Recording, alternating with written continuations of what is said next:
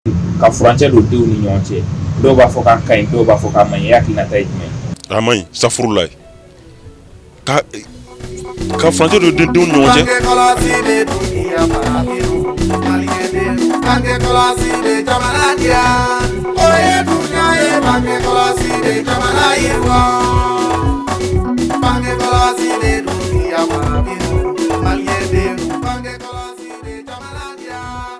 Au Mali, la problématique de la planification familiale demeure un sujet de discussion.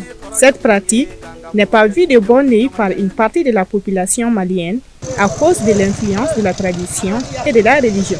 En plus de cela, il y a la méconnaissance des avantages de la planification familiale. Pourtant bien expliquée, elle pourrait permettre à la société de changer son regard sur la pratique.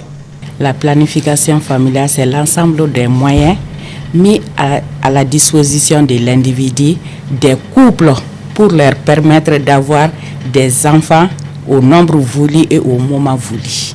Le Mali a opté un espacement de naissance d'au moins 2 ans et 5 ans ou plus tard entre les enfants. Avec le progrès de la science, les méthodes de contraception sont nombreuses et personnalisables. En plus des procédés naturels, on a les implants, les pilules, les contraceptifs injectables, les préservatifs et la stérilisation masculine et féminine. Il y a beaucoup de méthodes à la planification familiale. Il y a les méthodes naturelles, il y a les méthodes de courte durée, il y a la méthode de longue durée. Bon, l'avantage des méthodes naturelles, les méthodes naturelles, c'est sans hormones. Ces méthodes-là n'ont pas d'hormones. À en croire les spécialistes, les avantages de la planification touchent l'ensemble de la société. Il y a beaucoup d'avantages chez l'enfant.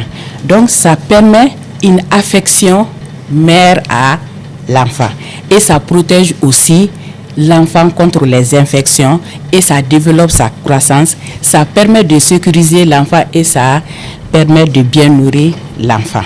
La mère aura une bonne santé et l'utérus sera bien reposé et aura aussi une affection mère à l'enfant. Ça permet aussi à la mère de s'épanouir à ses activités et aussi prévenir les grossesses à haut risque. Ça permet de faire un développement harmonieux à la famille et réduire la pauvreté. Lors de son accouchement, Mariam Konaté, mère de plusieurs enfants, a eu recours à la césarienne de la part des médecins qui l'ont informé que désormais cette intervention chirurgicale sera sa seule voie pour donner naissance. Denw fana jana ɲɔgɔn na o bɛ ka wusa denba ma a ka wusa fa ma a ka wusa denw yɛrɛ fana ma a kɔni ka ɲi vraiment a ka ɲi parce que ne ka bange opération yɛrɛ ne b'a kɛ o kama ni wagati min y'a diya i b'a dun wagati min diya i b'a bɔ problème foyi t'a la. Ce n'est pas le cas pour beaucoup dans cette société attachée aux traditions et mœurs. Pour cet homme interviewé sous l'anonymat, pas question de contraception dans sa famille.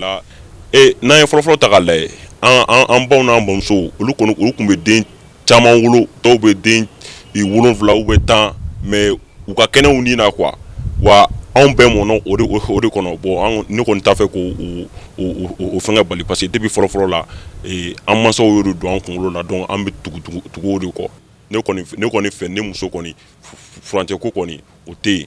À cause de ces regards négatifs de la société, des jeunes femmes se cachent pour appliquer des méthodes contraceptives. Oui, bien sûr, les femmes viennent ici sans dire à leur mari parce qu'il y a certaines mères qui refusent à la planification familiale. Ce que j'ai dit, souvent les maris confondent la planification familiale comme des débauches.